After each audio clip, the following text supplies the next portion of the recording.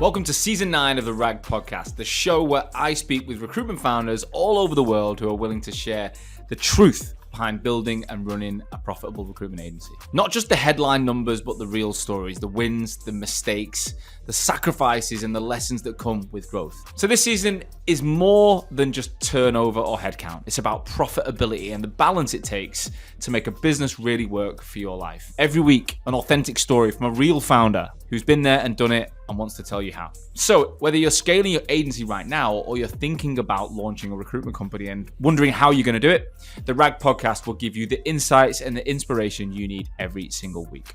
Matt Fox was the founder of Dynamite Recruitment, a business he'd grown and was about to exit the week of the global pandemic. He was due for a multi-seven-figure, life-changing sum of money and was about to walk away, and the whole thing crumbled beneath it. He was open in this episode how much that affected him mentally, to the point it brought him to tears. But like most people did in the pandemic, it made us reevaluate everything. It made him look at his business, his life, and what he really wanted from the company. He built to over 30 heads and actually didn't really enjoy the business he'd built, hence why he was so desperate to leave. Following the pandemic, over the next 4 years, he trimmed the business down, leaned things up, put the right systems and processes in place to make incredible amounts of profit.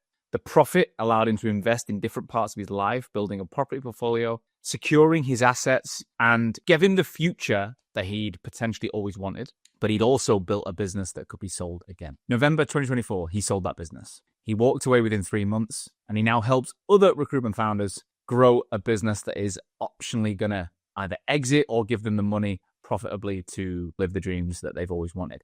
In this episode, Matt goes into detail about how he's done it and gives you advice on how you can do the same. Honestly, right now, the market is so uncertain and there ain't many people who've sold so recently and give such a clear indication of what you need to do next. Let's get into it. Matt, welcome to the RAG Podcast.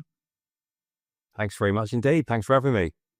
Pleasure, mate. It's great to have you on. In terms of, this is the second time we've tried to do this in the last 2 weeks because of internet I actually think the south of England hasn't got as good internet as the north of England.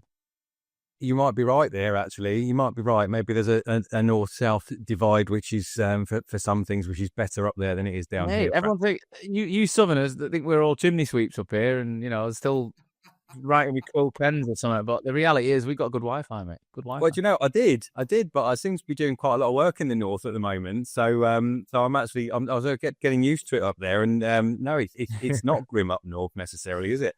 In the north. No, it's not. Mate, thanks so much for giving us your time today. I've done a little introduction, but I can never do it justice. So as always, I ask you to just give us a quick overview of who you are, what it is you do, none of the detail. We'll tell the story in a minute. Sure. Okay. Well, thanks. Well, as I say, thanks for having me on. So I'm Matt Fox. I am now the founder and managing director of Exitus Advisory and Polaris Growth, which is a business that kind of sort of launched itself, really. So my background is, I've been in the recruitment industry for 24 years. Launched my recruitment business in 2011. And very, very long story short, grew it and sold and exited last year to a much larger recruitment business, a trade buyer who are on a buy and build model. And ever since then, that I sort of went through that journey. And as you do, you kind of sort of talk to people in the industry that you've got to know over the years, and people ask you for your opinion on their business and what would you do, and and I'm interested in following a similar path. And all of a sudden, Exitus kind of was born in a way. And I promised my wife I was going to have a couple of years off. I think that ended up being about 3.5 weeks. She's really pleased. And so here we are, and now I work with a whole bunch of other recruitment business leaders who are hopefully on a similar path. And it's a mix, really. It's a mix of everybody from startups through to people that are scaling, growing, having all the kind of sort of growing pains that we find in recruitment businesses, and some people that are approaching the other end of the journey and they're thinking about what they're going to do with it, how they're going to exit, what their magic number is, and I kind of sort of support them wherever they might be in that journey. Wicked.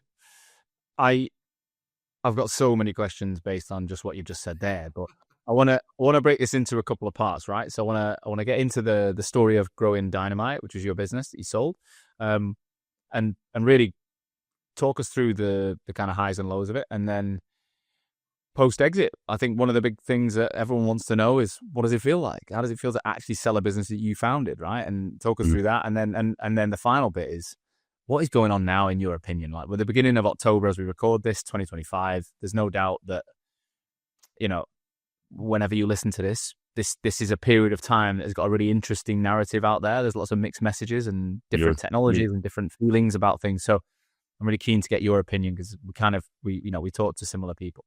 So you doing my research, you were at the Hunters Group before you started your business, right? I was. And simple question, but when did you know you were going to start your own business, and take us back to that time? I've got nothing but great things to say about my time at Hunters Group. Actually, Yeah. I had a really good career there. I worked for two of the most inspirational people that I think I've ever worked with in my career. That was Jane Atherton and Julia Vassie. And they were two leaders who I think, had an ability to, almost make you feel like you could walk on water. And as we know in our industry, if you do that with people, generally they do. And I think as is the case in most recruitment businesses of that size, they're on a cycle, and there was an exit, and they were replaced by somebody who very politely was not them. And I think that, for me, along with an awful lot of other people in that business at the time, there was a real cultural shift, and there was a statement made at an annual conference whereby the leader at the time had stood at the front of the group, about 350 staff, and said, "Look, well done, everybody. Carry on like this, and we'll end up just like X," and named a recruitment business that actually was nothing like what we'd all been aspiring to be. So, Right. it was a business that operated at the peak of the market, higher fees, prestige brand, if you like. And I, along with a lot of other people, had kind of sort of taken that as my cue to kind of sort of go off and do my own thing.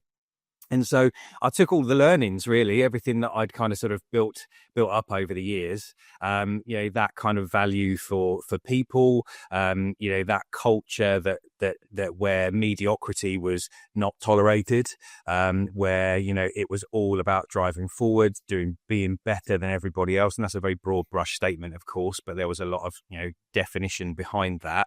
And kind of, as I say, operating at the top of the market. It was quite an aggressive sales culture. We weren't growing fruit and veg for a living. It was all about, taking that business out there to market and winning clients. And that's exactly what we did. So I went off and used all of that, all the good bits, but still retained the people focus. And, I wanted to build a business where nobody would leave because they could earn more somewhere else, and I kind of wanted everybody to love it. So I tried as hard as I could to make that. Yeah, what was your personal like recruitment niche at the time? What were you focused on recruiting? So I'd kind of grown up in commercial recruitment. So I started working for a company called First Recruitment, which was later acquired by Berry. And so my background at that point had been largely commercial, office support, call centers, admin, clerical, sales, marketing, all these sorts of areas. Little bit of industrial, although I generally tried to avoid that through my career. I think everybody can tell you a horror story about that. And so I launched Dynamite, very much as a generalist recruitment business, but then over time evolved that and established a bunch of niches, which were accountancy and finance, wealth management, technical, which was a division that, in a way, we were almost asked to launch by a client we were working with at the time, premium retail, and then we had some RPO business in there as well. It's quite a mix. So you had dedicated teams within a broader brand?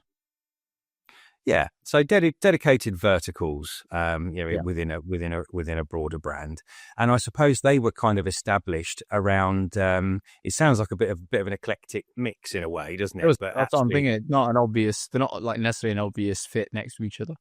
no. But I've always. But the thing is with Dynamite, the journey that I was on with that. It was never intended to be a massive corporate business, and it kind of almost answered the demand in the geographic area, as well as built those teams around the people, their passions, their areas of expertise and knowledge. And you know what, it worked. Yeah, makes sense. So what was your life like in 2011? Can you paint a picture of what your outside of work, what responsibilities did you have? What were you like when you were taking that risk, I suppose? A nutter. If you listen to half of my mates, half of my my friends and family at the time, because it was 2011, and so we were. If you think back to that time, for those of us that have been in the industry for that long, we were coming out of what had been, even to this day, the hardest few years that I think we'd ever known as an industry. Back to a time where you were fighting tooth and nail for every vacancy and having probably 480 to 700 candidate applications over a weekend. But I knew that was the year I joined the industry, right? So May 2011 was my first job in recruitment in Australia. And again, everyone over in Oz, it was the GFC. It was just the phrase, the acronym. That's all anyone spoke about in the first year. And I'd missed it because I was a teacher that escaped the GFC. Because you're a teacher, you don't really affect us. We called it the credit crunch, I think, in our school, what was going on. Yeah. Credit crunch. And then I remember I went traveling, right? And I was in Asia and I was getting drunk and I was living my life and I was doing my thing. And so I kind of joined this world that everyone was, there's an aftermath of pain across the industries that I'd completely missed. So you were, looking back, was it a sensible time to start a business? Well, it was never going to be any harder, was it? I think if you can launch a business when it's near on impossible and do pretty well with it, you're obviously all right at what you do, aren't you? And do you know what? I think I had a lot of people saying to me, "You must be off your rocker." I was a director by title at that point, and but I was earning very, very well. I was going away to Vegas on the incentives, and I'd always done well. But it never felt like a risk. Never felt like a risk to me, because I backed myself, and I think there's a fine line between arrogance and being realistic. And it wasn't about being arrogant, but I knew I was good at what I did. So it didn't feel like a risk. It felt it was fun. It was exciting, exhilarating, if you like, And I started the business in what I would refer to as being a sort of shoebox with 50 quid and my fingers crossed, is the phrase I use. But obviously it was a bit more than 50 quid. And in some ways, I suppose, I had sort of EMI share options at Huntress, and as part of the deal that had gone through, I suppose that is the risk when you've got good people that you incentivize and they end up with a lump of cash, isn't it? But it wasn't big money that I had from that deal. I still had to kind of mortgage the cat and shake the kids' piggy banks upside down and whatnot. But I got to that point. But my middle son he was probably about 5-6 months old at that point. So that's what I mean by that. There's an element there that you've got a family, you got a robust job with a good salary, and and you turn around to your other half and say, "Oh, I'm just going to quit and do this for myself." And at the time, I had. I suppose, look, I don't know. I mean, I think success means different things to different people, doesn't it? And that's the thing that we have to remember. But to most people looking in at that point, I would have been in a pretty good position. I had a decent job, had a nice, typical 3-bed semi, in suburbia, decent family, half decent car, boat, and a dog. Living the stereotypical dream, if you like. Was it what? Well, actually, I think that changes over time. Yeah. But at that point, I was okay, and I think a lot of my friends had taken the view that I must be off my rocker at that point. Don't you know there's a recession on? And my attitude was, well, yeah, but we're coming out of that, aren't we? So let's get on with it. Best time to do it. Because you're never going to be any harder. So let's just go. And I got an office in a serviced office building because there wasn't any of this work from home at that point, and I just absolutely went for it, hammer it tooth and nail. And I think, I was at the time, I'm not giving anything away that is a secret here. That was I was in my first marriage, which from my perspective wasn't a lot of fun. And as a result of that, I spent a lot of time in the business, and I was there until 10 o'clock at night because I didn't really want to be anywhere else. And actually that's probably one of the reasons why it became successful quite quickly, if you see what I mean. Oh yeah, well, it's an effort in a result out industry, but you obviously had kids there that you were sacrificing time with as well. Yeah, I did. And looking back, I've got, I've remarried. I've got 2 younger daughters now. They're 8 and 6. I'm not particularly proud of it, but I think I am a much better dad to the girls than I perhaps was to the boys. Have you got 2 boys and now 2 girls? I have, yeah. Right, okay. And do they see each other and have a relationship? Yeah. They absolutely love each other. And that's a nice thing. And I think, I don't know, was I wrong to do that? I don't know. You make the choices that you make at the time, don't you? You live with it. But I think it's just how things were at that point in life. But, I suppose, why did I do what I did? I mean, I've never really hidden the fact I did that because I wanted to make a load of money. Why do you start a recruitment That was going to be my next question. If we look at what you set out to do, did you have a vision at the time in 2011 as to what you were capable of building? Yeah, and it changes. Changes all the time. What was the first version? With the initial, I was a cocky little shit at the time, actually, and I thought everything I touched was going to turn to gold. And I thought, nothing's going to go wrong. I'm never going to have a wheel falling off here. This is all going to just be marvelous, and everyone's going to work out. And I don't know, I was half deluded. And at the time, I'd launched that business, and I thought, right, do you know what? I am going to drive this company, and I'm going to turn it into a single site operation, and I'm going to have, 140, 150 heads. And I've worked out what I reckon that was going to enable me to produce GP wise, because at that point, of course, I'm sure we'll talk about this in a minute, but certainly at that point in history, it was all about bigger the better, more headcount was everything equals more money, absolutely. And I quickly found out that actually there probably weren't 140 to 150 people in the local area that I would even want to employ, never mind would actually have the ability to turn into decent recruiters. I also worked out pretty quickly that in order to be there's a reason why boutique businesses generally tend to have fewer heads, and that's because it's almost impossible to scale to that size, but also still maintain the quality and the passion and I suppose that kind of sort of premium prestige feel in a way. Yeah. And I also then took on a whole bunch of people and realised how much aggro they were. Let's be direct. So let's go on a high level. Let's go through that then. How quick did you hire, and what mistakes did you make? I did what most people do when they launch a self-funded, because that's very key. If you've got an investor in the background who's saying, "Oh, go and spend," knowing very well that they're then going to be charging interest on all of that or benefiting in some ways, a very different kettle of fish. But when you are self-funded, you are much more, much more careful with costs and with what you spend. So I did grow pretty quickly. But actually at that point, Sean, I've got to be honest with you, was there a plan? Well, I was like everyone else who launched a business with 50 quid in their back pocket. Actually, the first few months was about running around like an absolute nutter, banging on doors around business parks, trying to drum up enough revenue and make sure I was still there in 12 months. That was very much the aim with it. I'm probably doing myself a bit of a disservice there. There was, of course, there was. So when did you start hiring?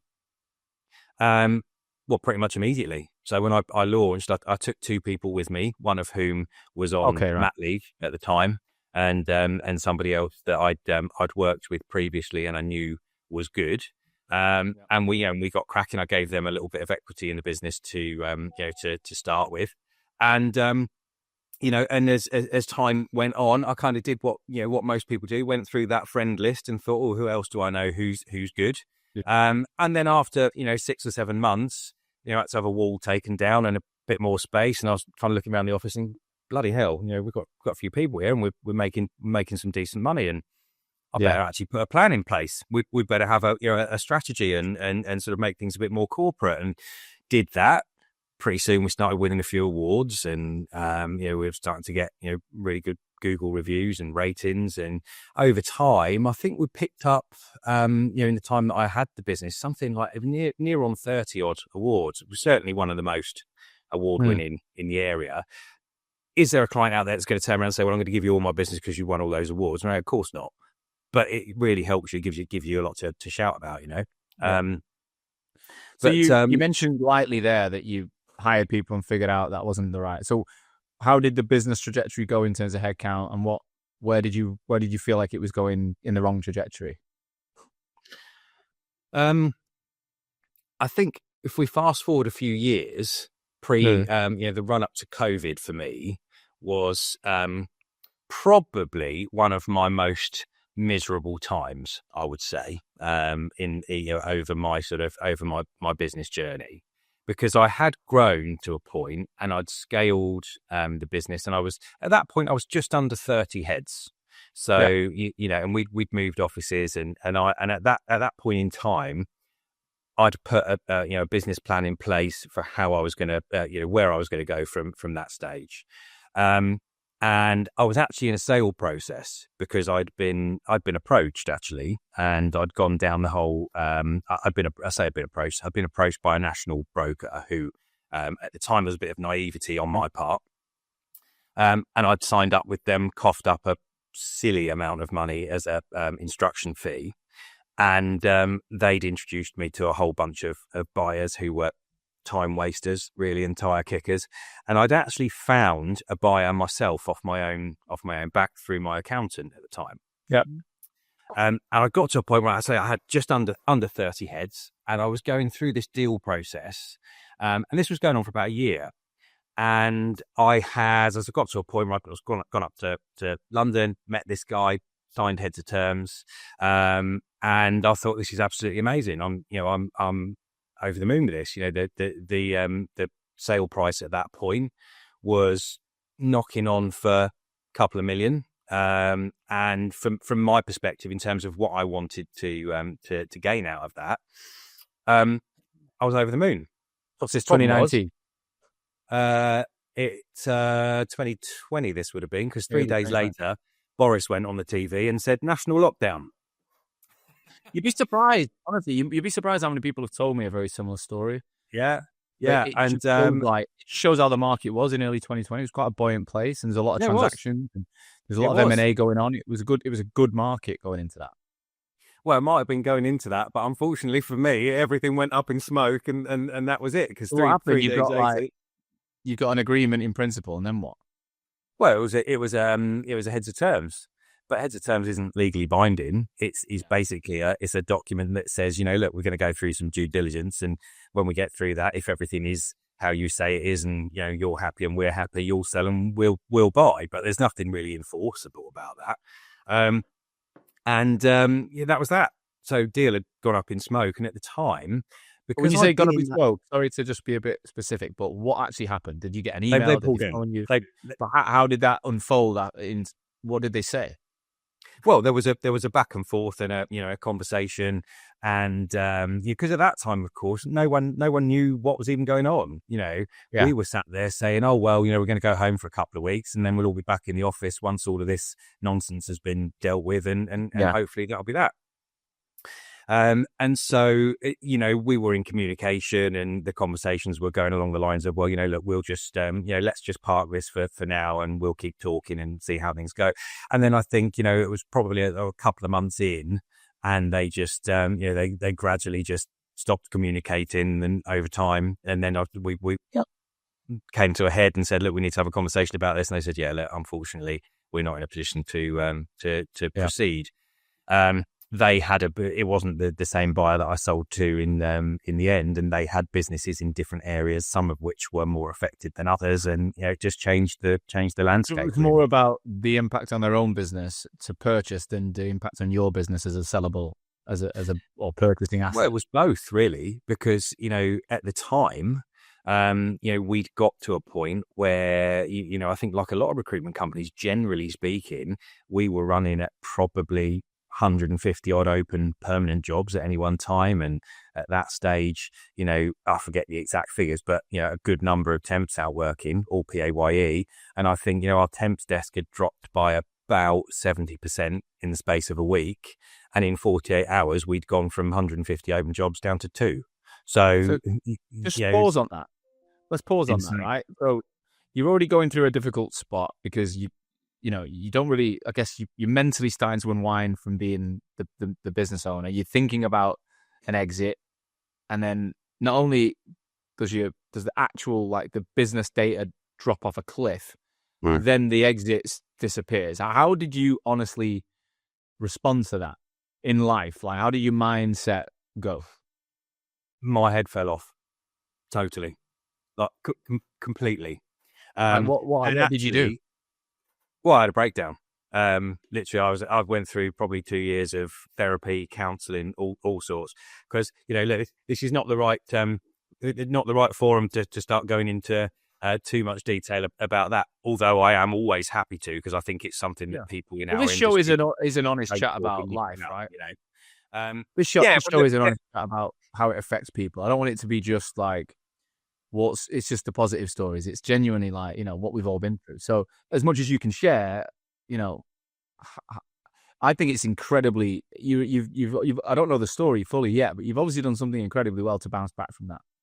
So not a lot of people would, I don't think. Well, I've always been quite a strong individual, and and I think in this industry you've got to be able to take some shit. You really have. If you're going to be successful in this industry, you've got to get used to being done over by people. You've got to be able to get used to as much as you can, not taking that stuff personally. Although your own business is personal, because it's part of you. But look, in answer to your question, I did. There was so much stuff that had gone on in the run up to that, and that's why when I talk to my clients now, when I'm talking to people about going through a sale process and what have you, one thing I'll always talk to them about is the emotional journey, because you can't Google that. You can ask ChatGPT about it, and it'll have a bit of an idea. But actually, let's face it, not many people have actually gone through this. It's a once in a lifetime thing for most people. And actually, I'd spent a year in the run up to this point building business, but doing it in such a way that I knew I was heading towards that sale. So when you're heading towards a sale, you have in your mind that everything needs to be consistent. You don't want bumps in the road. You don't want people who are generating revenue leaving. Because actually you need nice, consistent revenue. You don't want to lose a client. So you might tolerate behavior from clients that you might not ordinarily, for example.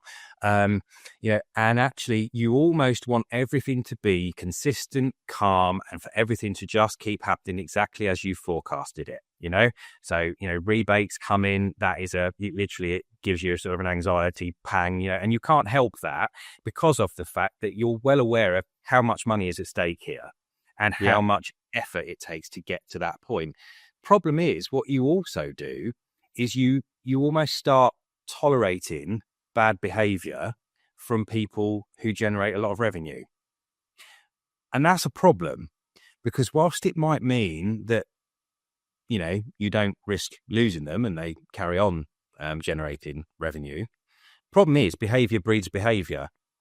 And, and then if you're not careful, you end up with a few people behaving like that. And then could you give us an example of what you're referring to? Sorry? Could you give me an example of what you're referring to? Yeah, I can. You can give you plenty actually. For example, somebody who generates a lot of revenue, who's maybe a very bold, very strong character, which is normal in our industry. Yeah, and as leaders, we become used to dealing with these people and used to managing them. But actually, unchecked, that behavior becomes quite toxic. So it starts with little things. So it will start with that person maybe telling you they're going to be late in the morning, or telling you that they're not going to be at work at a certain time because it's their kids' school, whatever. There's never in a million years would you have ever had a problem with that. And, as a reasonable employer and somebody that does everything, bends over backwards for their team, as if you ever would have said no. Of course you wouldn't. But it's the fact that you've been told about it, not asked about it. And that niggles you, but you don't necessarily say anything about it, because actually, if you created an issue, you would look like the one that was acting in a disproportionate manner. Problem is, then it's next time it's an afternoon and it will start at 2:00 and they just won't bother coming back, even though it was only an hour's appointment. Well, because of the fact that, but they've not spoken to you about it or not asked you about it. And now you're starting to get properly annoyed. But these little things will keep happening, and then they become bigger and bigger. And then there'll be a bit of dispute in the office. You'll be having a sales meeting and you'll be trying to make a change or put something through, or you'll have that person sat in a sales meeting after you've agreed to do a revenue split for somebody because they work quite hard on a placement. Their face will be like thunder and they'll be creating a funk. And it's like, so these sorts. Is pre or post COVID that it started to creep in for you? This was pre-COVID, because I was in that deal process. And like you said, you don't want to rock the boat financially because you've got the deal riding on it. So you're like, I'd rather have this guy or girl billing, and whatever they're doing is probably not something your due diligence is going to spot anyway. No. And when would you ever put up with that shit? You wouldn't. Normality, a normal situation, you'd just call that out and you'd just say, look, are you all right? Is there an issue? Whatever is your management style, or however you deal with that. I don't care whether your management style would be to say to somebody, look, you've got to fake someone, you go out and come back later. Whatever you're doing, however you'd manage that, you would. But your head's not properly in the game, because you've got questions, due diligence, questionnaires to fill out over this, emails from solicitors, all of this kind of sort of process, negotiations. You're being asked constantly for accounts and bottom line figures and projections, and all of this stuff going on. Actually, that's where your attention is. You don't want that person to create an issue, or perhaps you kick off. So you tolerate stuff that you wouldn't ordinarily.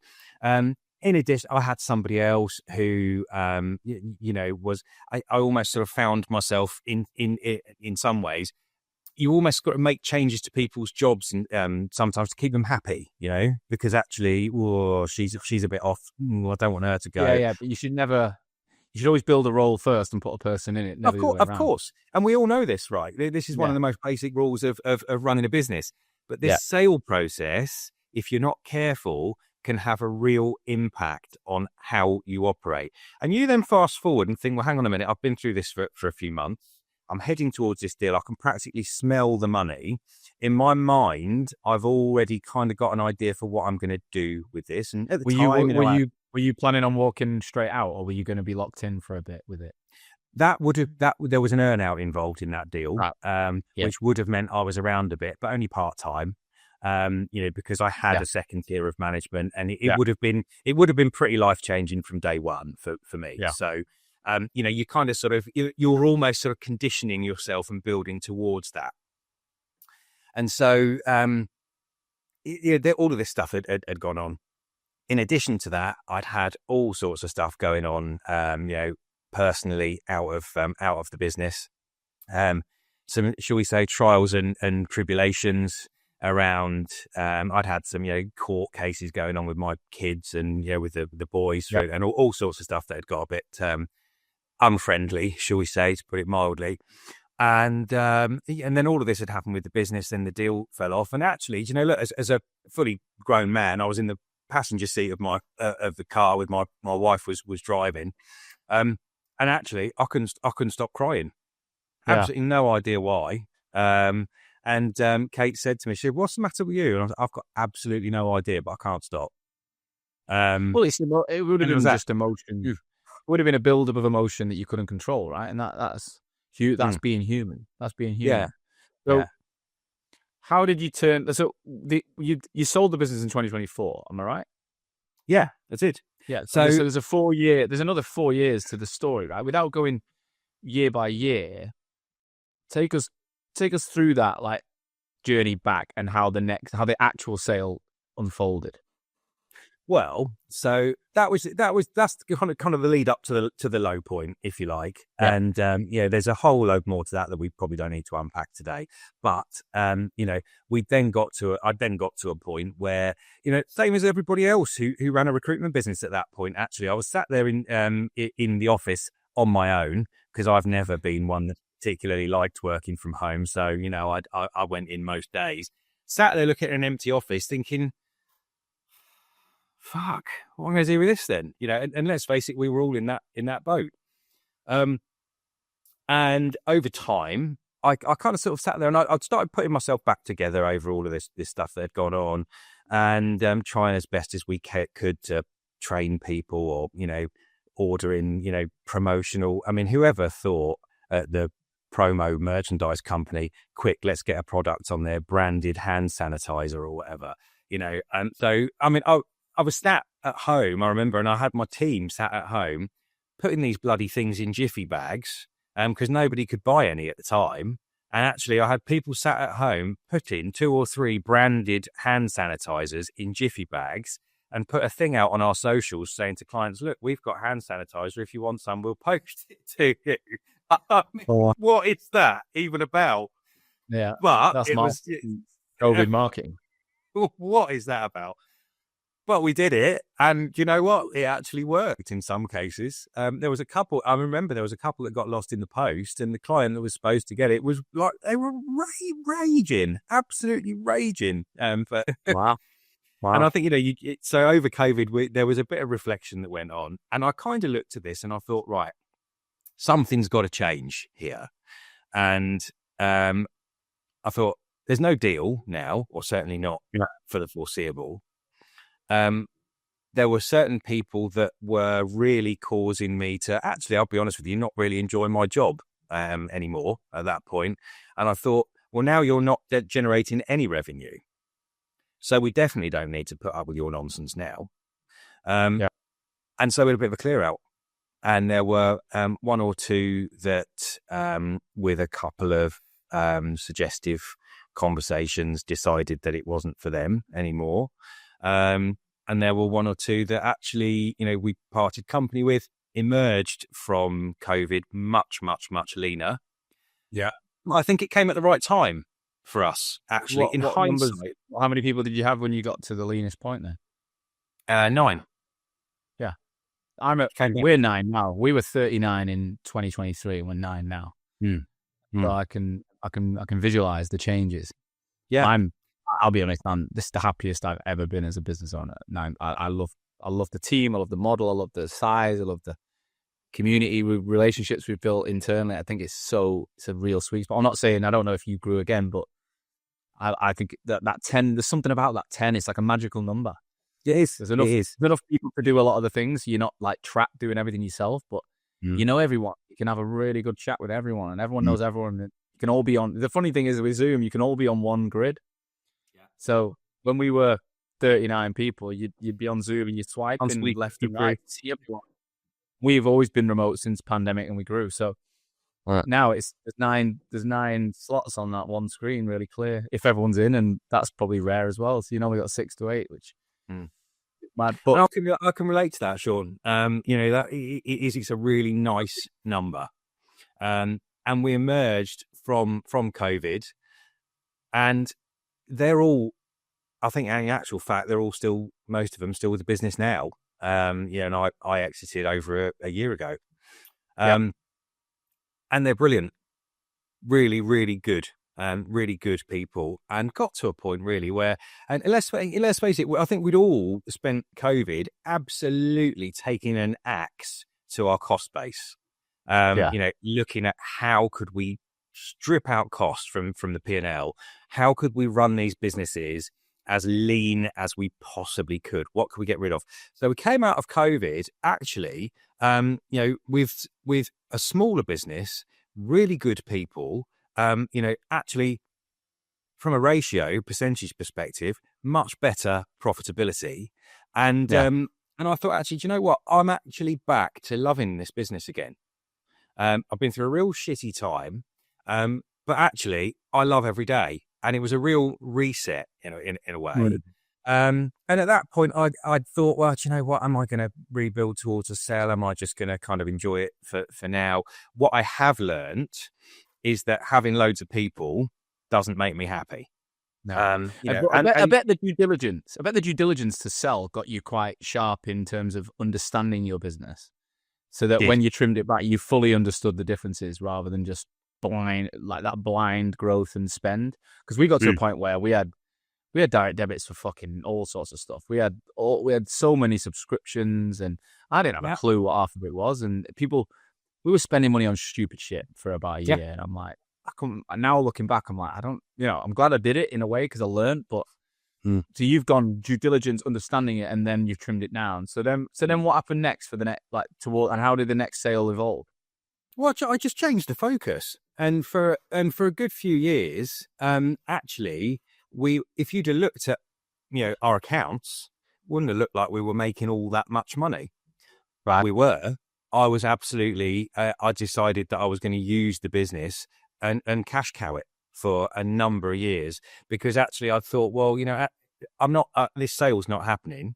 So let me think about actually what I can do to potentially achieve the same life goal. Because for me, it depends what your goals are. Some people want the corporate build strategy.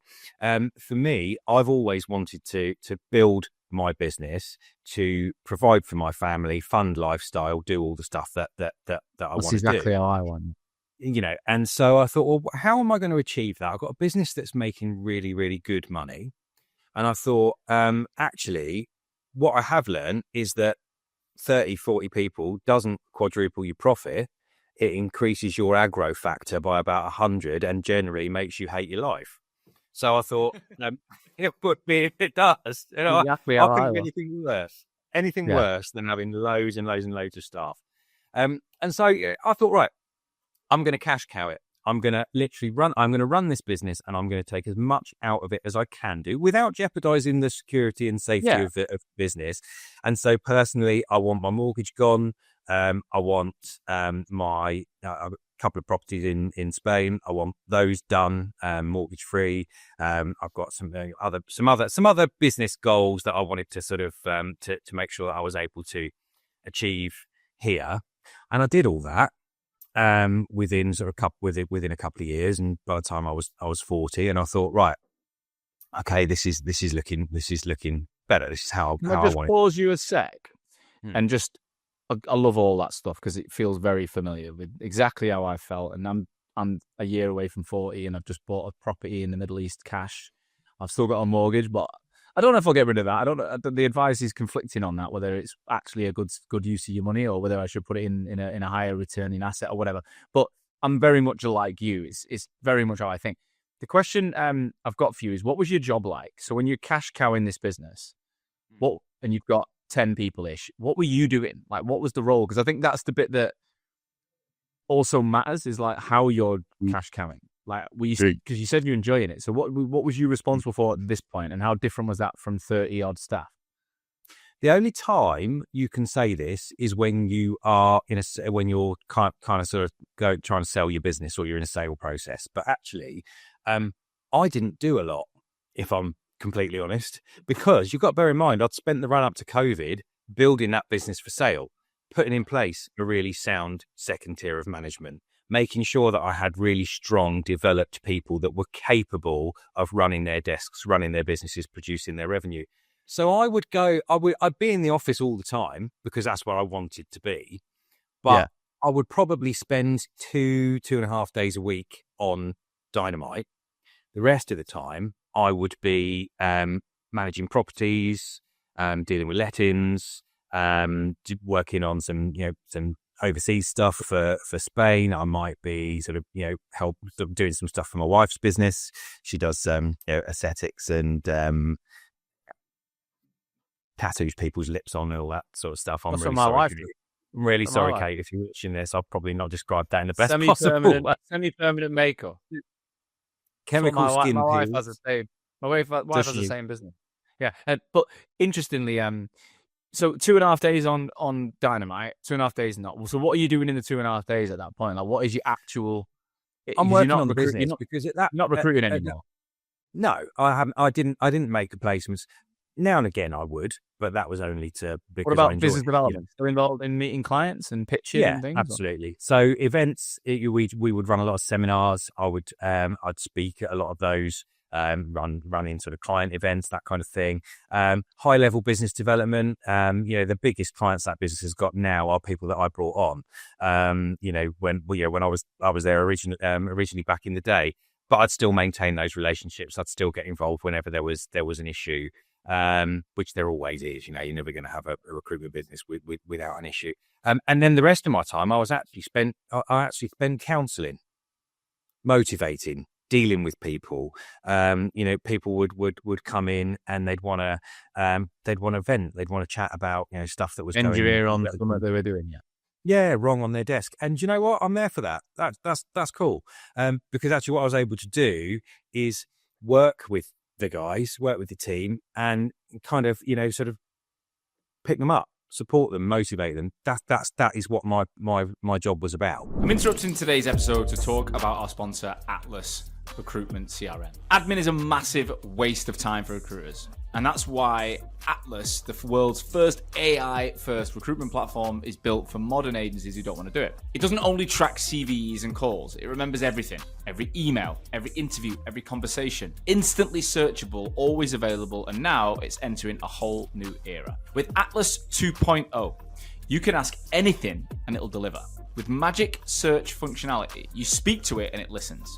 It finds the right candidates using real conversations, not simply look up for keywords. For me, this would be massive because I spend most of my time talking to my CRMs, talking to my emails. I'm just better with voice. Probably why I got into recruitment in the first place. Now, Atlas 2.0 also makes BD easier than ever because they've got an opportunity section where you can track, manage, and grow client relationships powered by generative AI and built right into your workflow. If you need insights and reports, they've got custom dashboards that give you total visibility over your pipeline. And that's not theory. Atlas customers have reported up to 41% EBITDA growth and an 85% increase in monthly billings after adopting the platform. So there's no admin, there's no silos, there's no lost info, nothing but faster shortlists, better hires, and more time to focus on what actually drives revenue. Atlas is your personal AI partner for modern recruiting.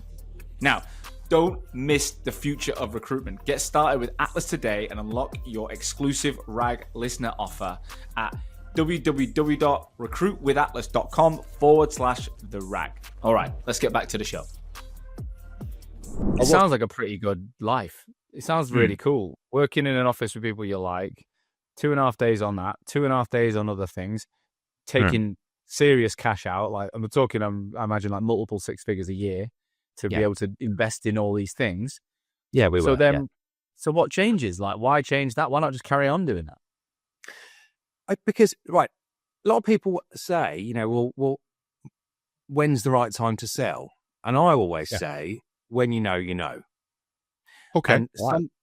And something, actually is in some cases, if you're on a pre-planned, I'm doing 5 years and then I'm going to take this business to market once I've hit this metric. Cool. Good for you. That works for you. For me, I just knew because I could feel a change in myself. I'd achieved a lot of the financial goals that I wanted to achieve that I would have achieved through the original sale anyway, but I still had the asset. But also you've got to bear in mind that, there are two people in that business, Fran and Katie. They are joint MDs now. And they were and are both superb. Now, I spent a lot of time and effort on them in terms of, their skill base and upskilling them and getting them to a point that they were able to really effectively manage people. One of them would say that those are not skills that came naturally. So spent a lot of time putting them through the ILM leadership training at great cost to the business, but it was something that was really important for them, because L&D and pushing and developing your people is just, it's just it amazes me how many people don't invest in that. Yeah, It's don't just go. Yeah. so important to drive that through. And they were at a point where actually they needed a bit more. They needed to be doing more. I didn't want to grow the business because I decided I didn't like people very much. And no, that is not the case. But I didn't want to grow it back to the point that it was at. And I kind of thought, you know what, look, if I don't get out of the way, they also can't develop. This business is scalable. It's so scalable. It had so many things that could be grown and driven forward. But I didn't want to do it because I'd got to the point where sort of personally, which is, let's face it, is why we do all this stuff. You know, personally, things were good. You know, I'd remarried. You know, I got a really nice family life. And you know, and from a life perspective, I didn't want to go down that route again. So I'd kind of sort of thought, right, this is time. If they don't have development, well, we know what happens. People get fed up, and if you don't develop them, then they look elsewhere for it. And I just felt like I needed something else to get excited about. I wanted to be excited about something else. It wasn't that I'd fallen out of love with the business or the industry. But there's also that saying that, you know, better a bird in the hand rather than two in the bush. And if someone's standing there with a checkbook, then great.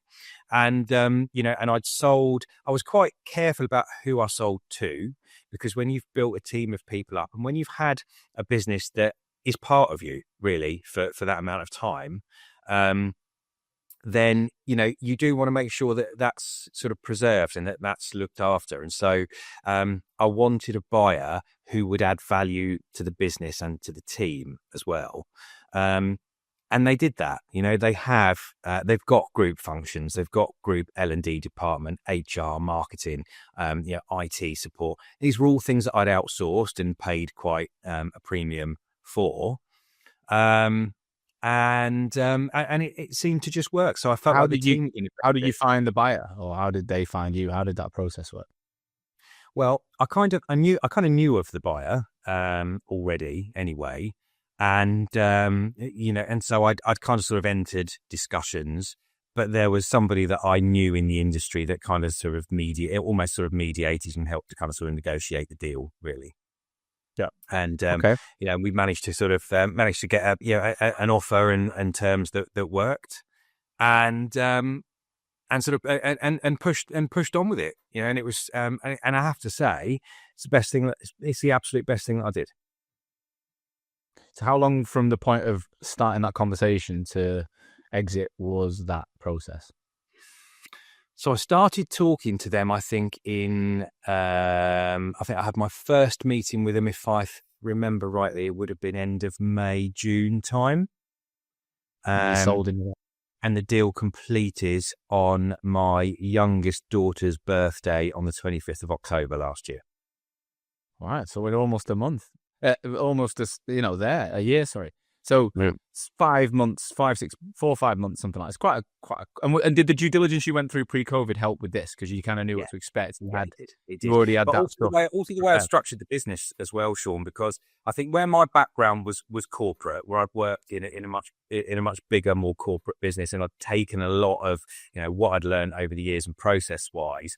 A lot of the guys involved in the due diligence from the buyer's side had said that actually, compared to a lot of other businesses and transactions that they've been through, they found that due diligence process very straightforward because there were processes for everything that were in place, that were mapped, that were very clear, you know, and that were quite easy to audit and easy to follow. So that helped, and that's one of the reasons why the due diligence was quick. But also, you know, look, cards on the table. I'd been very direct at the time. We were due a budget. And it was the first Labour budget. And it was widely anticipated that they were going to either abolish entrepreneurs relief or certainly do something with it that wouldn't look particularly positive to business owners. And I'd put the cards on the table and I said very clearly, it either completes before the budget or it doesn't at all. So everybody was focused on that kind of sort of deadline and date, really. And to be fair to the buyers, they really did sort of pull things out of the bag to try and get it done. Although, like every deal, the completion date slipped because it was supposed to be 10 days before I went away on holiday. And it wasn't. It didn't happen. Various things, lawyers arguing over where full stops had been put and, the sort of the content of warranties and what have you, which gets incredibly emotional and stressful. And things had slipped and slipped. And it actually ended up completing on the 25th of October, which was Pippa, my youngest daughter, was her 5th birthday. And we were actually in Animal Kingdom in Florida, Disney, at the time, standing there watching the Disney princesses parade as I got the email through from the solicitor. So and then there was an upfront amount, and then you had an earnout period as well on this one, was it? I didn't have an earnout on this. No earnout. There's no earnout, and I'm not going to talk about exact sort of pounds and numbers, but the deal that I had, I don't think I can, thinking about it. But the deal that I had agreed and negotiated was 50% upfront on day one, followed by the remainder over a period of time. And that was guaranteed, wasn't it? Not based on performance. So, how did you feel in that moment? Then you stood there at Disney with your daughter, with your wife. You're not in work. You're reading your emails. You shouldn't be reading your emails at Disney, but you are. Well, I think you can let me off on that day. Yeah. I don't care. I'm talking about you. Your missus might be like, "Oh, get off your phone." But anyway, talk genuinely. What was that like? Well, you've got to bear in mind that had come at the end of the due diligence phase, and the stress levels on a business sale, on an M&A deal, they start here. At the start, when you're negotiating the offer and you're trying to keep it confidential and make sure that, people don't find out about it necessarily and your competition doesn't get to know and all the rest of it. And it gradually builds and builds and builds. And then you get heads of terms and then things sort of seem to sort of bumble along and you're getting emails and questions about this and questions about that. And then through the due diligence phase, it almost kind of builds and builds and builds. And the stress at the end of that, I mean, look, I've been in this industry 24, 25 years. I'm no stranger to a bit of stress. That's part of what we do. I've never been through anything like this in my life. I've been through, court cases, legal disputes, same as it, it doesn't make me any different from anyone else in business. But this is something that you just cannot articulate. And I think the emotional journey is something that is quite misunderstood when you go through all of this. But you get especially when you've been through it and it fell apart as well.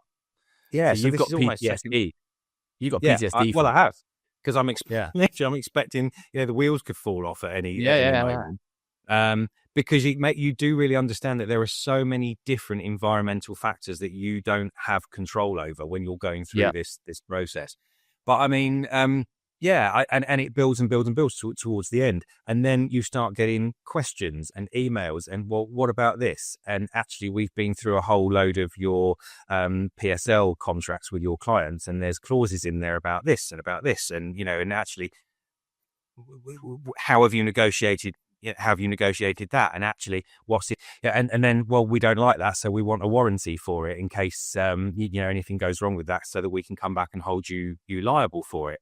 And it is literally constant, and that's normal. It's constant negotiation, constant questions, to the point that, and this is one of the main reasons, and I understand this now doing what I do more so than before. This is one of the main reasons that so many deals fall over.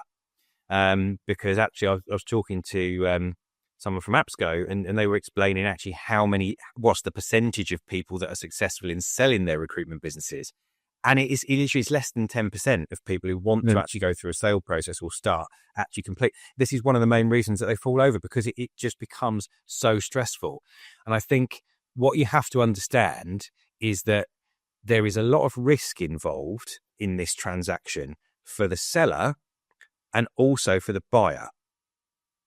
And so the argument becomes about what's a fair share of that risk that you are prepared to accept and that they are prepared to accept.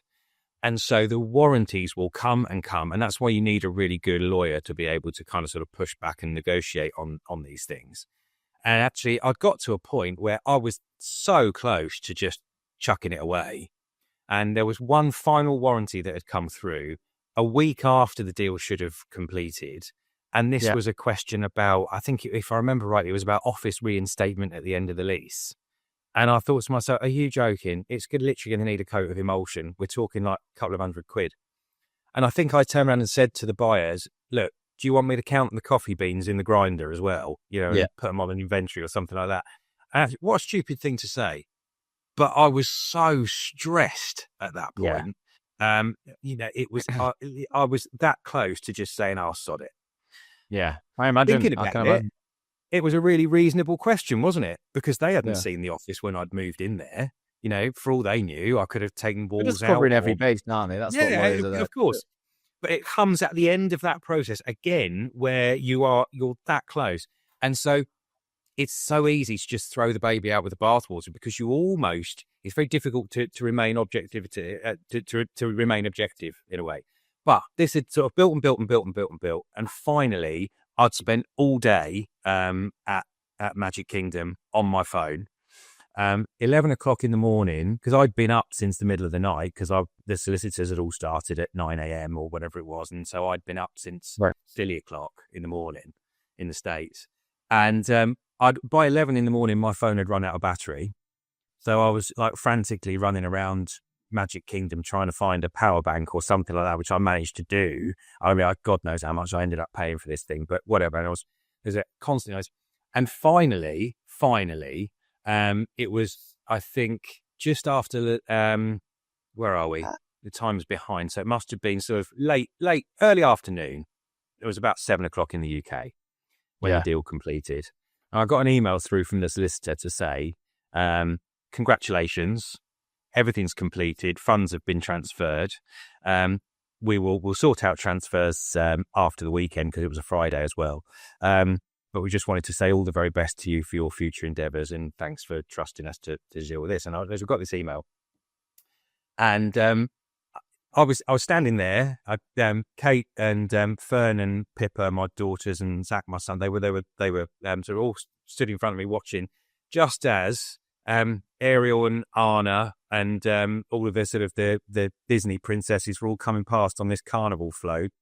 Elsa over there, and then there was like a load of the other Disney characters all coming down. It was all like carnival time, and there I was, fully grown man, stood there watching the Disney princesses, bawling my eyes out. You're crying again. He's crying again for the right reason. I was, mate. I'm not a crier either. Do you know what I mean? It's one of those things. But to anyone looking on, there's a fully grown bloke watching these Disney princesses cried his eyes out. You know what I mean? It would have been something to see, but and that was just the release. It was insane. And I think, that evening, because it was Pip's birthday, we'd done like the character dining thing with the princesses. Kate and I were sat there having a glass of champagne. There's a photo of us. Mate, honestly, I look like shit in this picture because I think it was literally it's the end of it's drained up. It's drained. Wait, so yeah, was it? A lot of people tell me it's underwhelming. It's nowhere near as good as you think it'll be when you build it up and build it up and build it up. They're to lying. Actually exit a business. You think it was as good as you'd expect for you? Oh God, yeah, it was. But I think I think again, I'm just speculating, but my thoughts are because of what you went through first time, you really appreciated it the second time. I think if you'd have gone through the first sale without any problems, you might not have felt quite as sweet, perhaps. Yeah. No, that's it. Yeah. And then, you've got after that, you've got the kind of, it's after completion actually, when emotionally things really, really start to change because, you'll get like a bank transfer that will land and you get a notification on your phone and screenshot it because you're literally buzzing over that. And then things then, sort of the novelty of that kind of, you then sort of come back to reality a little bit, and then you come back from your holiday or wherever you've been, and you've probably got some kind of handover. I only had I have had 3 months, and that was it. So, and the reason for that was because of the fact that I'd built kind of a structure whereby I had senior managers in place, and you can't go through a sale process telling the buyer, I don't really do a lot, really. You don't need me. And then turn around and say, you've got to pay me for full time for a year, And also where the deal wasn't contingent on profit, or there wasn't an earn out as such, I didn't really need to be there. And I think they wanted, the new MDs to stand on their own 2 feet and start to build their relationships internally and what have you. And I'm all for that, actually, because it's very, very difficult when it's been your business and your baby, and you get to a point where it no longer is.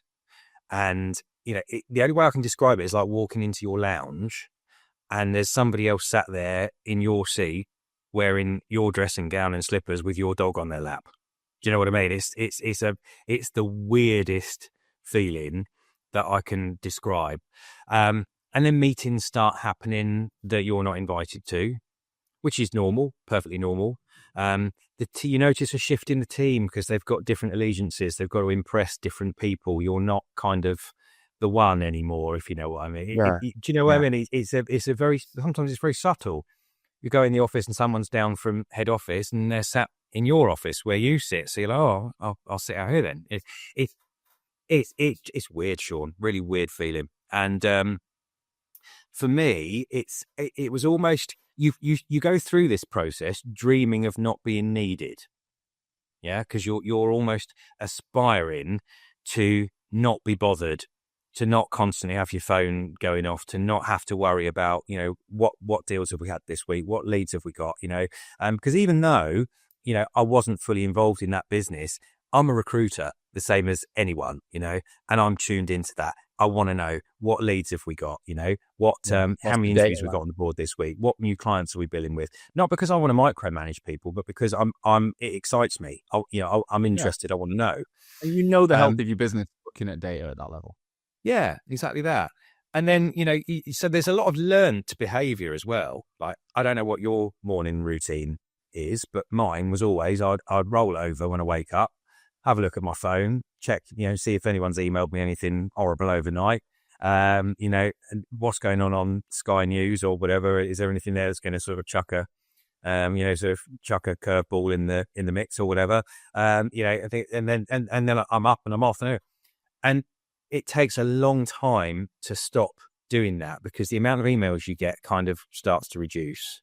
And then you don't need to respond to anything. And then there's not really How does a lot that feel? you. How does that feel then? Weird. So I think, there was one morning I was I must have been mooching about the house, and Kate actually, and this is something that's really, really stuck with me. She walked past me and she said, you don't really know who you are anymore, do you? Wow. And that hurt quite a lot, actually.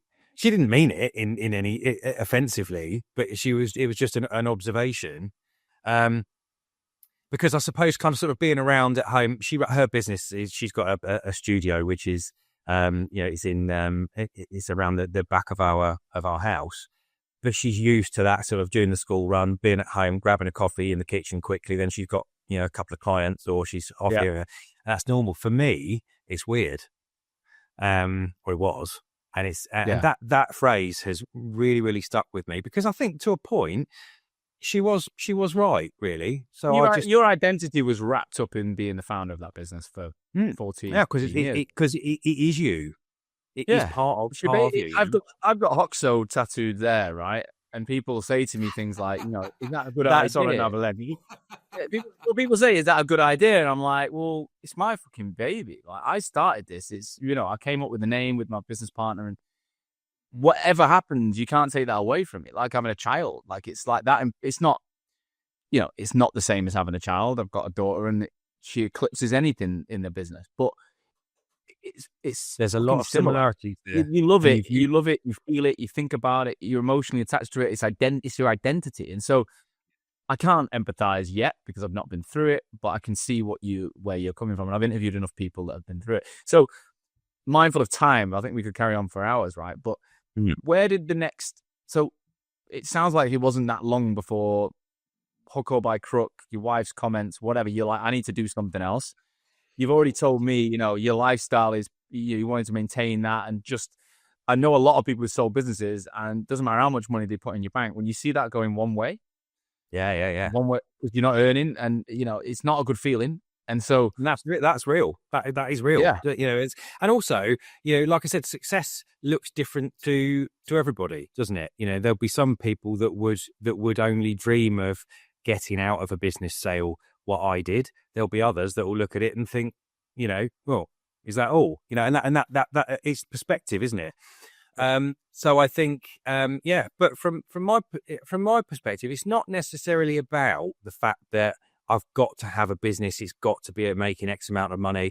I love business. It excites me. There's something about, working with that client and seeing them improve. And actually, I promised Kate I was going to have 2 years off. I think I got a paintbrush out and did some shit around the house, and I went out and bought this fancy e-bike from Decathlon that's got a great big seat on the back that the kids can sit on, and I went to pick them up from school on it a couple of times, and I looked around and I thought, no, mate, this is the same me. No. So that lasted 3 weeks anyway, not 2 years. And I got a couple of phone calls actually from you just get to know people, don't you? And they were along the lines of, oh, I've read this on LinkedIn. Well, what are you doing then? What are you up to now? And there's a bit of a chat. Well, I'm thinking about exiting, and I wouldn't mind you having a look at my business actually, and sort of let me know what you think. And somebody else, I've got to this point. I'm really struggling to kind of sort of push it further, and I don't know. I could do with a bit of an idea. Well, before you know it, I'd got a couple of agencies that I was working with on a monthly basis or every sort of now and again and whatnot. And then there was a guy that I've known for a while, and he said, "Well, I'm actually selling, but I've had a chat with one of the sort of national brokers, and they've told me they want something like 12 odd grand just to sign up or just to instruct them." And he said, "No, I think that's like ludicrous." Another one's told me he wants 18k plus that as an instruction fee. And I thought, well, hang on a minute. I said, I probably know 3 or 4 people that would want to buy your business.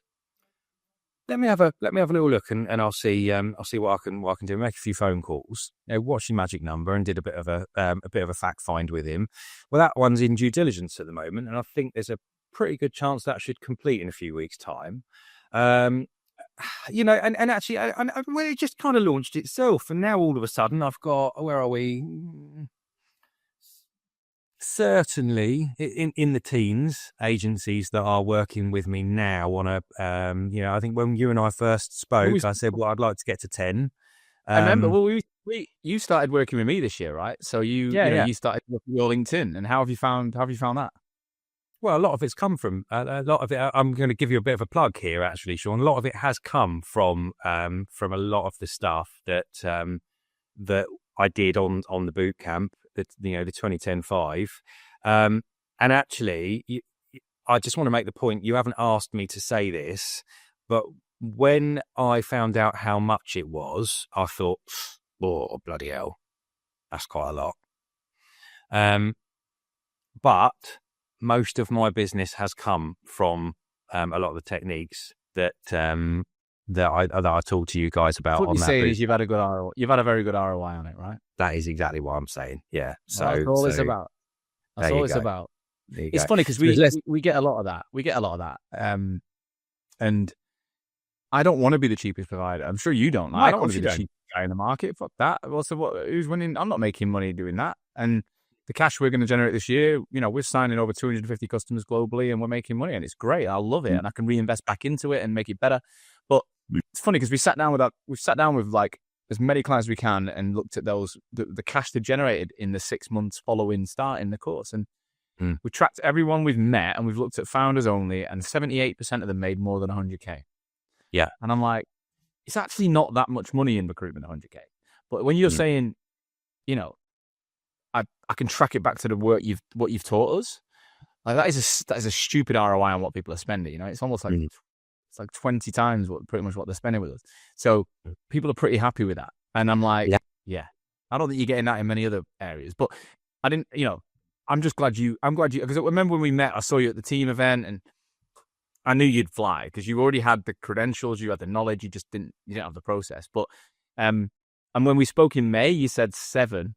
Remember, you said I'm at 7 and I want to get, and now you're in the teens. I'm like, I knew you. So to summarize what you do for anyone who's listening, who's interested, because now I'll give you a plug. This is not what we set out to do, but it's feeling quite natural. Your business it's really cool. It's twofold. It's consultancy to get you to an exit, and then it's also a bit of an M&A brokerage to actually help you get the deal over the line. Right? It is, but not only to get people to an exit, because actually some people don't want to exit. Because, you know, I said when you know, and I believe that. For a lot of people, it's about, well, I don't know if I want to exit or when I might want to exit, actually, but I would like to earn X amount of money from it each month. You know, wouldn't it be great if I could build it to the point that I could step back? So actually, what you said before, like the bit around like the cash cow bit, I think that's probably where people want to get to first. Most people, because they're not there. And if you really want to exit, it's because you're not there, because you're not actually making enough money, and the business is too reliant on your time. And once you get to the place where it's doing both of those, you're in a different world. And then you're coming from a position of abundance, not fear, right? Yeah, totally. But also, so I don't deal with corporate businesses. So my sweet spot is you know, sort of from the smaller agencies, the startups, through to about the 30 heads, because in that size of business, I absolutely know what I'm doing, and I can really add value for those owners. But it's very much about looking at the person and looking at their goal and what do they want out of that business, because, you know, you've got to put a lot into growing and driving a recruitment business forward. And actually, a lot of people who've launched a recruitment business have done that because they've been a really good recruiter or a really good biller, but sometimes they don't necessarily have the strategy or know how to drive that business, or what levers to pull, if you like, in order to boost their profitability, to increase their client acquisition, to look at their retention, to understand how to sort of drive that business forward. Some people want to get to a point where they're making a load of money. That's a different amount for each person, whatever that might look like. But you know what? The kind of stuff that you do to get that business to a point that you could potentially delegate, step back and take an income, or send it to market and find a buyer, the to-do list is not dissimilar, actually. So there's nothing wrong with saying, well, I want to get to. Could you give us a high level, like the different things that you should do? Like if someone's listening and they're like, on a high level, what are the components I need to have in my business to A, increase profitability, B, make sure the business isn't completely reliant on me, and then C, have choice of whether I want to just make money out of it or make money and sell? Yeah, for sure. I mean, I would make the point of saying that actually, the sort of I suppose the project plan, if you like, is different for every client I've got, because it depends on their sectors and their business and their headcount and all and where they're going with it and all sorts. However, it also depends on the market and what's happening at that time. So if I take the market as it is today, which is pretty much, like that, we're certainly not seeing a boom and hopefully not a crash either. There are a bunch of challenges out there in the market at the moment, and I think the stuff that you need to do at the moment in order to drive that profitability and to get that business to a point where you have options, which let's face it, that's what we all want, isn't it?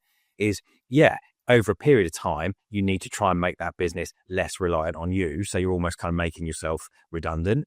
That doesn't mean that you don't need to do anything, but it means that you can focus your time and effort on an area of the business that would be relatively easy to replace you when the time comes. So perhaps you could focus your time and effort purely on high-level BD, or purely on hiring, or whatever it might be that you. See, this is where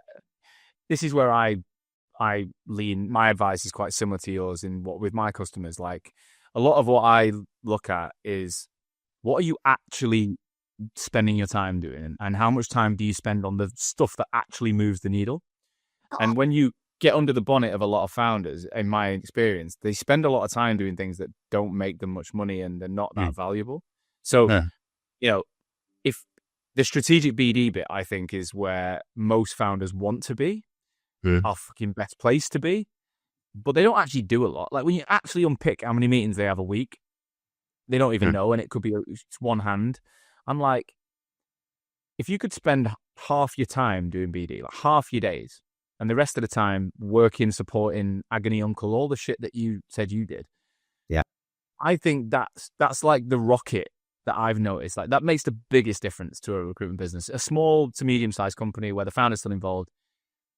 And if you're spending that much time doing that and you're meeting clients and you're out there and you're understanding it, you should have enough knowledge of what's actually happening to then know what your business needs next, if that makes sense. Yeah, 100%. Agree with that, yeah. But also, if you're out there and you are taking the lead in business development, then actually what you're doing is you're also making sure that your concentration isn't a concern. And that's really important as well, especially in SME recruitment businesses, because you very commonly find that actually, they've done really well.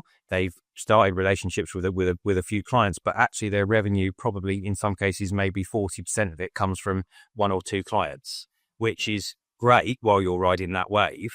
But it actually makes your business quite a risky acquisition because actually if I buy your business and actually their relationship is with you, I've got a problem. And that will have quite a negative impact on your valuation.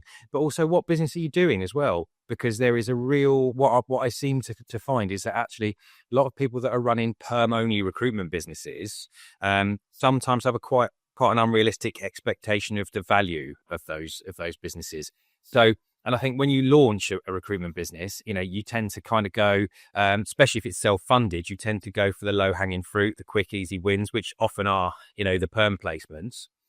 But actually, from a sale perspective, what you need to look at really building in there is the recurring revenue. So, the contract. To some people, that sounds quite obvious. So a lot of people, they haven't considered that. And actually, it doesn't even have to be 100% of your business. If it is, great, happy days. But even if you've got kind of sort of 30, 35% of your GP comes from, temp contract recurring revenue, and they're on long-term contracts, long-term PSLs, you've got client commitment from good credit-worthy clients, then, that can only be, that can only be a positive.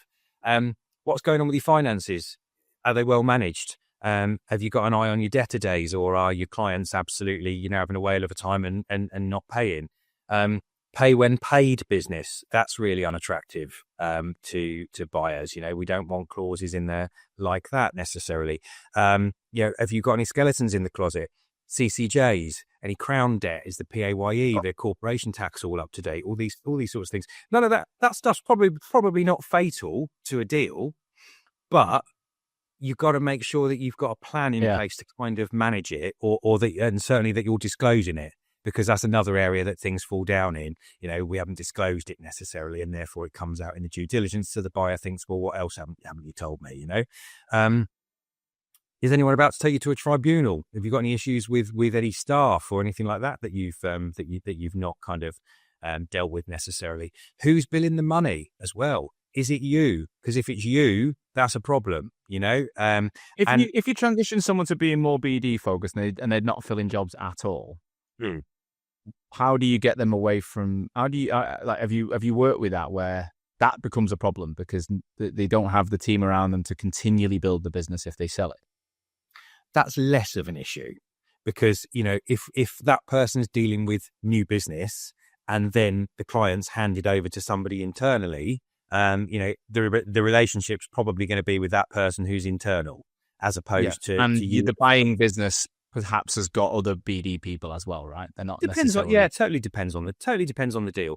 Thing you've got to be really careful about is, when we're looking at valuations and we're thinking about add backs, and to anyone who's not been through this process, very, very, very crude definition of an ad back is basically what is the business spending because you're in it that it won't need to spend if you're not in it. So that could be anything that you cost. You might be running cars through the business. You might have healthcare. You might be putting a curry through as client entertainment on a Friday night. There might be travel in the business. All of these sorts of things that business owners sometimes do. Your partner, your wife, your husband, or family might be paid a salary through the business for tax reasons.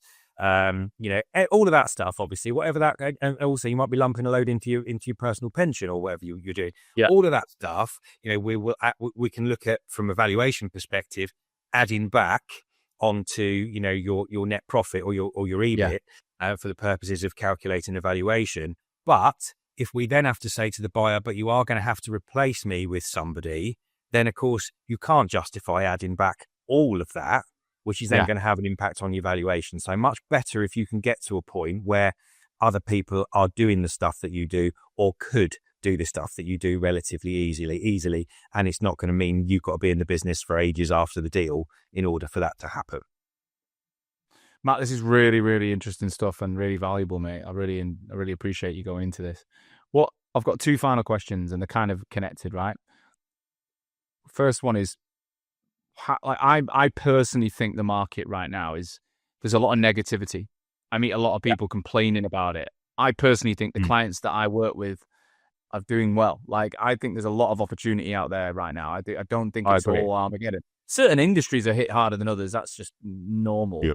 But I think there's so much money to be made if you've got the right attitude. So what do you think on that? Like, is the market so really difficult, and is it about the way people are setting themselves up in the business? Like, what's your opinion on that? Right. I think you can make money. You can make money in any market. Let's face it, because any market is about survival of the fittest.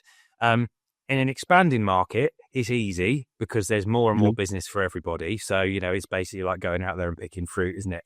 In a static or a contracting market, probably static, I think, is pretty much where we are at the moment. There's only one way to build business, and that's to take it from your competitors. So the businesses that have got a really sharpened business development and sales strategy at the moment are the ones that are going to do well.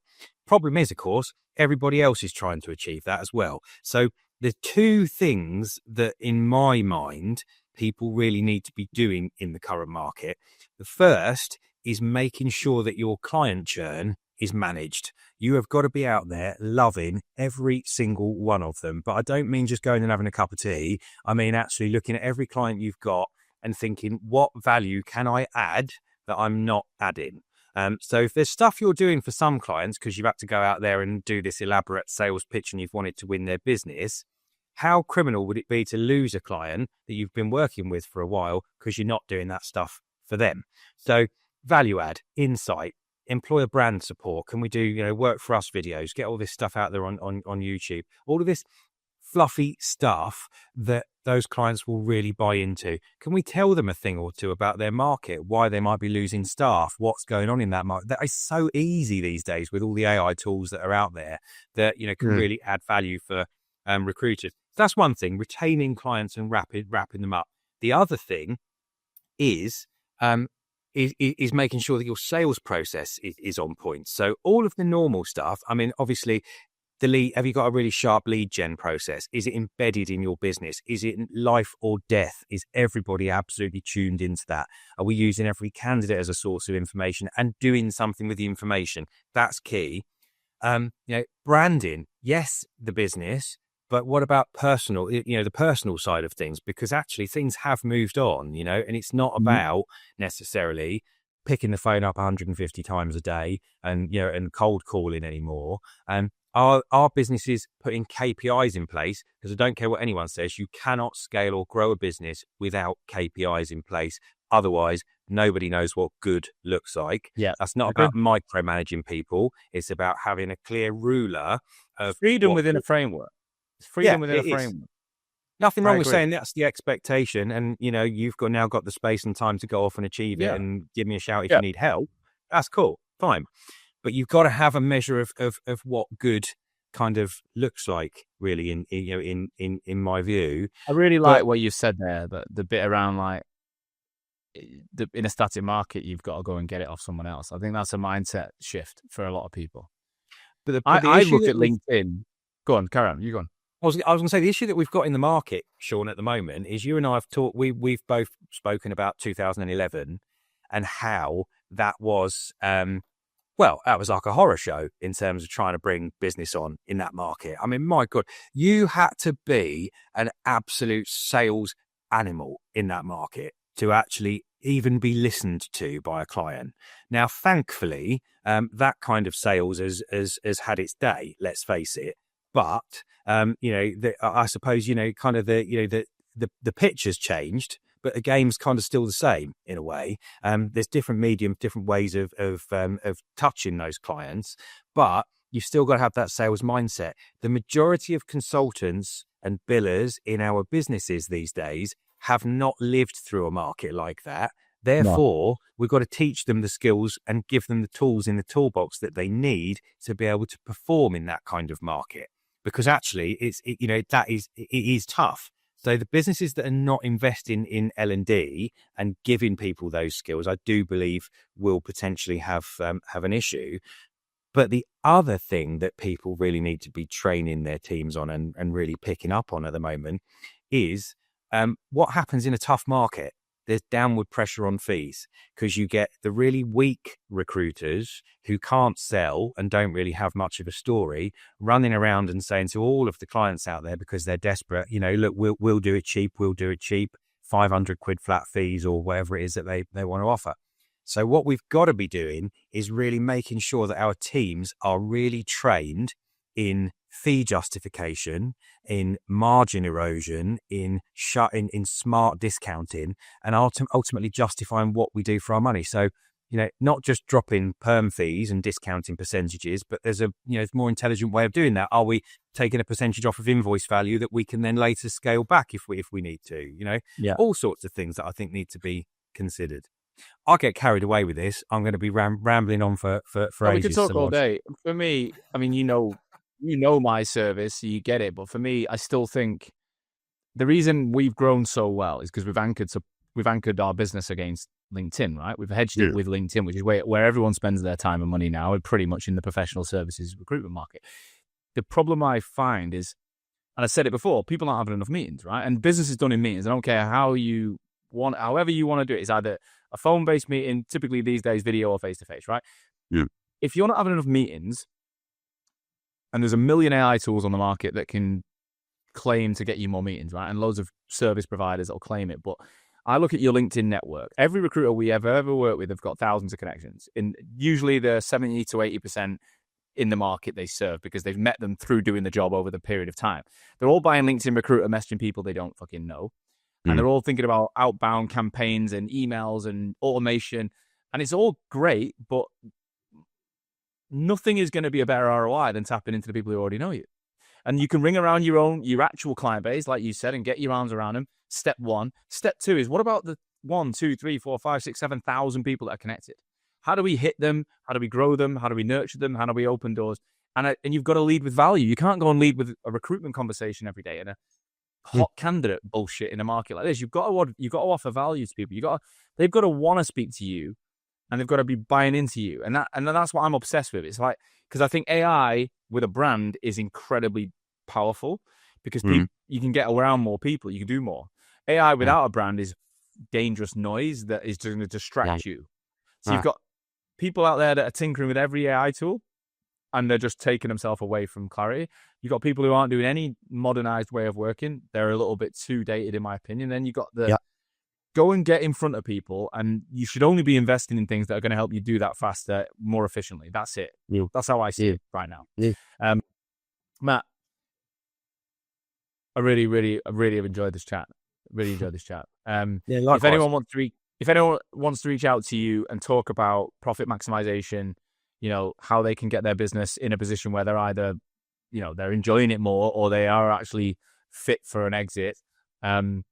I assume LinkedIn is the place to go. Drop you a Of quick course, email. absolutely. DM Yeah, you can DM on there. I've got a Calendly link. You can book in an appointment on there if you're interested. And there's never any pressure, never any obligation. Have a chat, reach out. I could probably give you some pointers. Absolutely go from there. Business growth, margin improvement, exits, sales, brokerage. What I love about you are genuinely, like, in my opinion, you're like so relatable to most of the people I meet. Like you're a really normal guy. You're not telling us you scaled to 150 people, global locations, exited. Like you're not saying that. You're saying I got to a point where I protected my family. I built the life I really wanted.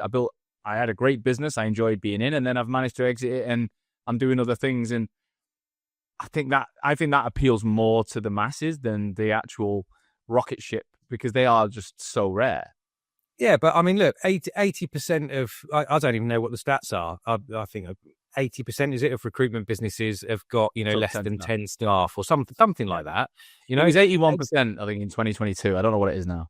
No, I don't know. I don't know what it is now, but it a lot. Basically, most recruitment businesses have been launched by somebody who was a good recruiter, knew a thing or two about it, and thought, I reckon I can do this better myself for whatever reason. And that was me. So I have got a lot in common with people. And look, my aspiration, don't get me wrong. Look, I've done really well out of this industry. I haven't got a $45 million Miami mansion. I'd like one, wouldn't we all? But you know what? My childhood dream was to have a property big enough that I could have a sit-on lawnmower. And I've got one. I reckon I've done all right. Mate, that's the headline of this episode. How to get a sit-on lawnmower as a recruitment founder. That's it. Mate, thank you so much for your time. No problem at all. I really enjoyed it. I hope people reach out. I appreciate you working with us. I'm glad that it's working well for you. And we'll get you on again in the future and see if you've upgraded the lawnmower or not. Well, you never know. I'm always up for that. Thank you, mate. Good to talk to you. Thanks again for listening to today's episode of the RAG podcast. If you haven't already, please do subscribe wherever you listen to this show. As the more subscribers we get, the more people will listen and the more recruitment owners we can help. As a recruitment founder, you must know that things are changing. AI is everywhere. Cold outreach is getting harder, and job boards, well, they're not what they used to be. But personally, despite the negativity, I believe the future is the greatest opportunity of our lifetime in recruitment, because for the first time ever, a founder with 5 recruiters with a clear niche and the right systems can build the kind of influence, reach, and profitability that used to take 500 recruiters and a global office network. The agencies that are winning right now aren't necessarily the biggest, but they are the most visible, the most trusted, and the ones building inbound demand. At Hoxo, we're working with clients who are running multiple 6 and 7 figures in net profit, outperforming the negative noise and headlines. So, to explain what these guys are doing, I've created a brand new free masterclass video for RAG listeners. In this video, it's less than 10 minutes long. I'm going to show you what these businesses are doing differently from the rest. So the link's in the description. Fill in the form, watch the video, and see exactly how this system that these clients are using could work for your agency.